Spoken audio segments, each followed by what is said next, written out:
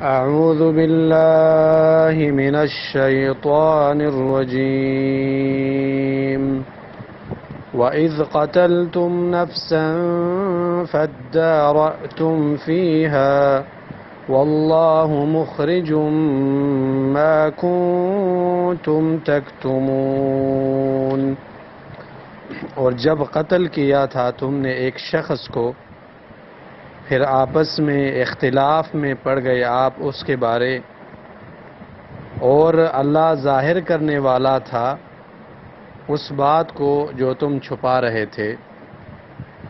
یہ سورہ بقرہ آیت نمبر 72 ہے، اور یہاں پر اللہ تعالیٰ نے بنی اسرائیل کی ایک اور خباثت اور قباحت ذکر کی ہے، اور وہ خباثت اور قباحت یہ ہے کہ بنی اسرائیل جرم خود کرتے اور اپنے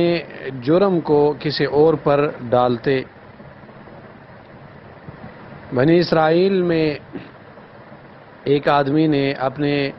چاچا کو، رشتہ دار کو میراث حاصل کرنے کے لیے قتل کیا، اور اس کا الزام کسی اور بستی اور کسی اور قوم پر لگا دیا، اور آپس میں اس کے بارے میں اختلاف میں پڑ گئے۔ ہر قبیلہ انکار کر رہا تھا کہ یہ کام ہم نے نہیں کیا۔ اللہ تعالیٰ فرماتے ہیں کہ جب آپ میں سے ایک آدمی نے اپنے کسی رشتہ دار کو قتل کیا اور اس کے قاتل کے بارے میں آپ لوگ اختلاف میں پڑ گئے، حالانکہ جس قبیلے والے نے قتل کیا تھا وہ قبیلے والے جانتے تھے کہ قاتل ہم میں سے ہے، لیکن اس کے باوجود بھی وہ دوسروں کو ملزم بنا رہے تھے اور دوسروں پر الزام لگا رہے تھے۔ موسیٰ علیہ السلام کے پاس آئے، اللہ تعالیٰ کی طرف سے وحی آئی کہ ان سے کہیں کہ آپ ایک گائے ذبح کریں، اور گائے کے ایک حصے پر آپ اس مقتول کو، میت کو ماریں۔ اللہ تعالیٰ کے فضل و کرم سے اور اللہ تعالیٰ کے اذن اور اجازت سے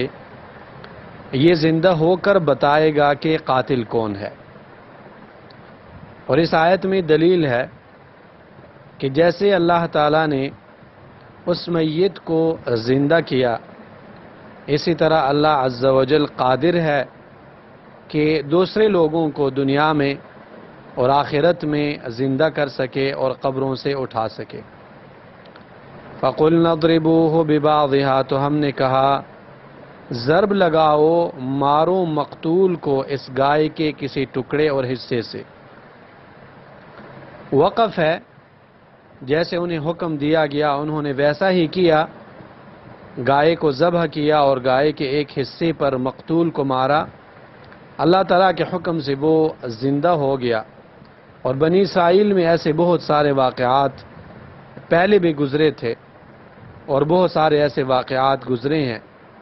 جو کہ اللہ تعالیٰ کو جاننے کے لیے اور رسول کے اطاعت کرنے کے لیے کافی ہے۔ موسیٰ علیہ السلام کے ساتھ کوہ طور پر بنی اسرائیل گئے،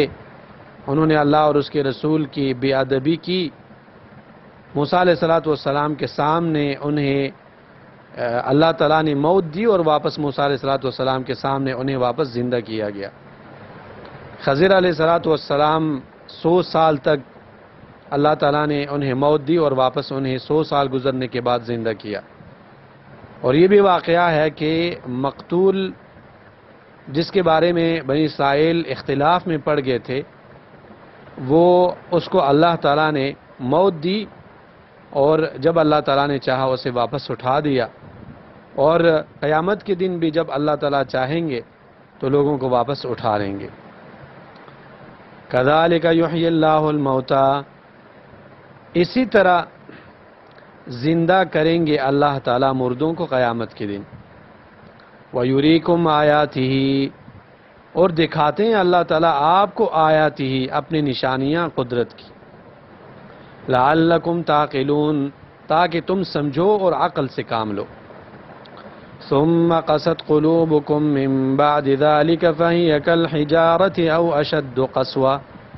پھر سخت ہو گئے دل تمہارے ایسے نشانیاں دیکھنے کے بعد بھی۔ ہونا تو یہ چاہیے تھا کہ بنی اسرائیل ان نشانیوں کو، ان معجزات کو دیکھ کر اللہ کے فرمان بردار بن جاتے اور رسولوں پر ایمان لے آتے، رسولوں کو قتل نہ کرتے، اللہ تعالیٰ کی ناشکری نہ کرتے اور رسول کے نقش قدم پر چلتے، لیکن انہوں نے ایسا نہیں کیا۔ ثم قست قلوبکم من بعد ذلك فهي كالحجارہ،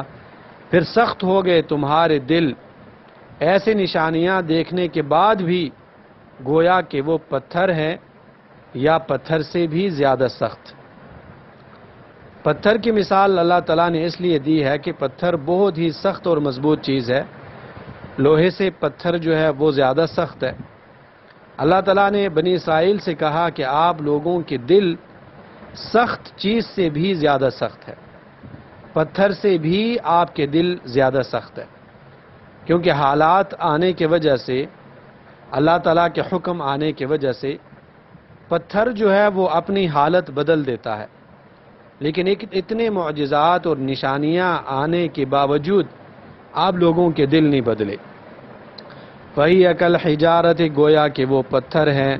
او اشد قسوہ، یا زیادہ سخت پتھر سے بھی۔ وَإِنَّ مِنَ الْحِجَارَةِ لَمَا يَتَفَجَّرُ مِنْهُ الْأَنْهَارُ، اور بے شک پتھروں میں تو ایسی بھی ہیں کہ جن سے پھوٹ پڑتے ہیں نہریں۔ وَإِنَّ مِنَ الْحِجَارَةِ لَمَا يَتَفَجَّرُ مِنْهُ الْأَنْهَارُ، اور اس کی مثال پہاڑیوں سے جو پانی نکلتا ہے چشموں کے صورت میں، تو یہ ان میں جو پتھر میں جو ہے تغییر اور تبدیل آ سکتا ہے،